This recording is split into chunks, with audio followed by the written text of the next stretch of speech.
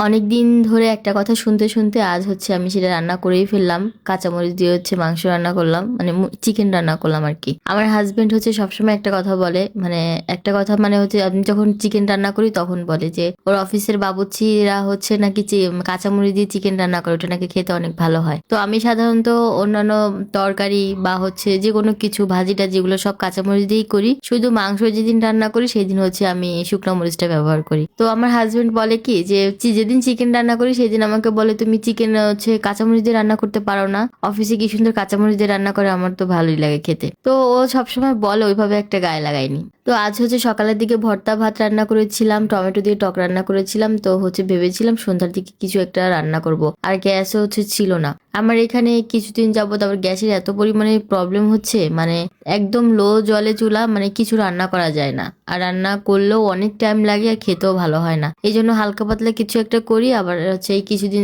এক সপ্তাহ ধরে হচ্ছে আবার সন্ধ্যায় আবার রাতের জন্য রান্না করি। আমার বোন আসছে আবার, তারপরে রাব্বি, আবার ভাগিনা। আমি ওদের সামনে ওদের কাছে বসে বলতেছিলাম যে আমার না হচ্ছে গোশ খেতে ইচ্ছা করতেছে, মাছ ভালো লাগতেছে না খেতে। তা এখন আমার বোন উঠে বলতেছে কি আমারও, আর রাব্বি বলে কি আমার তো সবসময় খেতে ইচ্ছা করে। তখন চিন্তা করলাম যে তাহলে ঘরে যেহেতু একটু চিকেন আছে তাহলে ওইটুকু রান্না করে ফেলি। রান্না করতে যে হঠাৎ মনে পড়লো আমার হাজবেন্ডের কথা, যে ও তো সবসময় বলে যে কাঁচামরিচ দিয়ে একটু চিকেন রান্না করতে পারো না। তারপরে হচ্ছে আমি চিন্তা করলাম যে তাহলে হচ্ছে আজকে কাঁচামরিচ দিয়ে চিকেন রান্না করে ফেলি। সবকিছু তো আমার আলাদা করে পেস্ট করাই থাকে, তো হচ্ছে রান্না করার জন্য একটু কাঁচামরিচ পেস্ট করে নিলাম।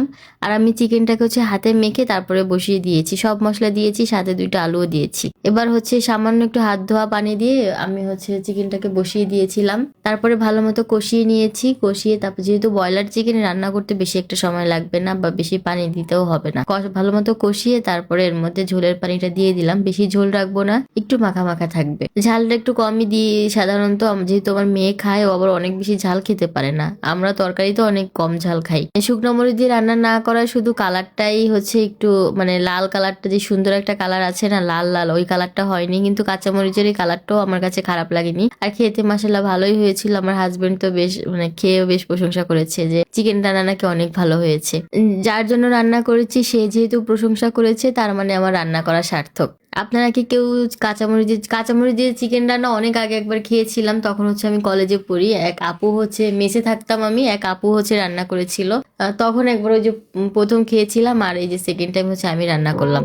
তো আমার কাছেও ভালোই লেগেছে, শুধু কালারটাই একটু অন্যরকম। তো এছাড়া স্বাদ কিন্তু একই রকমই, ভালোই লেগেছে। তবে এই কালারটা একটু অন্যরকম সুন্দর আছে, দেখতে ভালো লাগে। আপনারা কি কেউ খেয়েছেন কাঁচামরিচ দিয়ে চিকেন রান্না করে? এটা জানাবেন কিন্তু, কমেন্ট বক্সে বলে যাবেন কিন্তু। এতক্ষণ যারা সঙ্গে ছিলেন অনেক ধন্যবাদ আপনাদেরকে। পরবর্তীতে কথা হবে অন্য কোনো ভিডিওতে। ভালো থাকবেন, আল্লাহ হাফেজ।